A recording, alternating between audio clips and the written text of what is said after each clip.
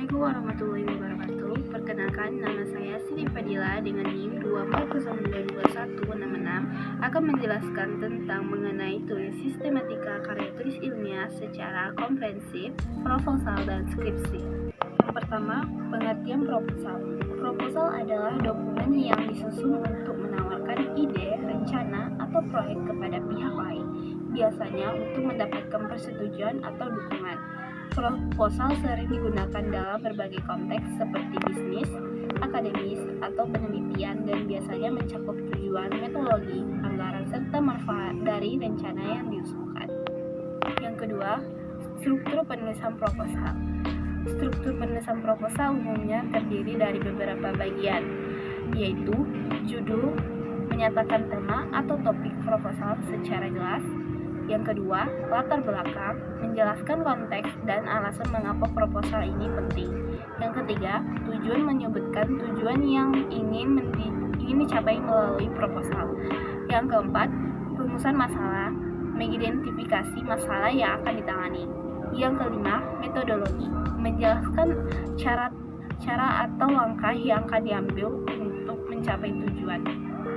Yang keenam, rencana anggaran, rincian biaya yang diperlukan untuk melaksanakan proposal. Yang ketujuh, manfaat, menyebutkan manfaat atau dampak positif dari pelaksanaan proposal. Yang kedelapan, penutup, mengulangi pentingnya proposal dan harapan untuk mendapatkan dukungan. Yang kesembilan, daftar pustaka, referensi yang digunakan dalam penyusunan proposal jika perlu. Ketiga, pengertian skripsi. Skripsi adalah karya tulis ilmiah yang disusun oleh mahasiswa sebagai syarat untuk memperoleh gelar sarjana. Skripsi biasanya berisi hasil penelitian atau kajian mendalam mengenai suatu topik tertentu yang mencakup latar belakang, rumusan masalah, tinjauan pustaka, metodologi, analisis data, serta kesimpulan dan saran.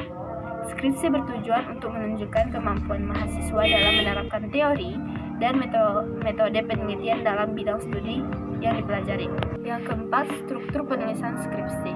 Yang pertama, halaman judul, membuat judul skripsi, nama penulis, dan informasi institusi. Yang kedua, pengesahan, tanda tangan dosen, pembimbing, dan penguji sebagai bukti bahwa skripsi disetujui. Yang ketiga, kata pengantar, ucapan terima kasih, dan penjelasan singkat tentang skripsi. Yang keempat, daftar isi, rincian isi skripsi yang memudahkan pembaca.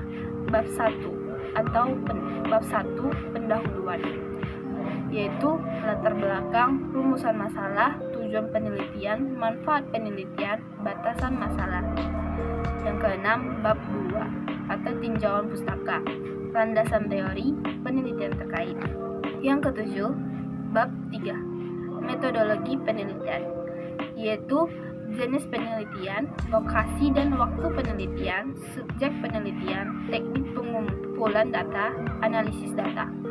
Yang kedelapan, bab 4 hasil dan pembahasan, yaitu penyajian data, analisis, dan pembahasan. 9. Bab 5 kesimpulan dan saran, yaitu kesimpulan dari penelitian, saran untuk penelitian selanjutnya atau aplikasi praktis. Yang ke-10, daftar pustaka, yaitu referensi yang digunakan dalam penulisan skripsi.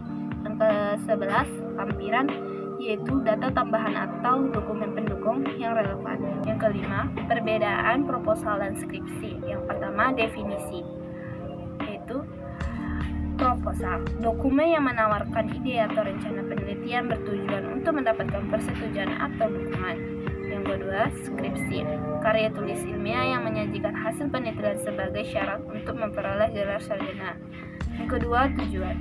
Proposal menggambarkan rencana penelitian, menjelaskan pentingnya topik dan cara pelaksanaan. Skripsi menyajikan hasil penelitian yang dilakukan analisis data dan kesimpulan. Yang ketiga, waktu penulisan.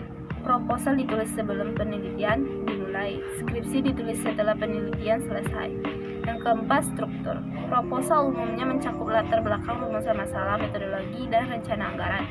Skripsi memuat pendahuluan, tinjauan pustaka, metodologi, hasil pembahasan, kesimpulan, dan saran. Yang kelima, panjang dokumen.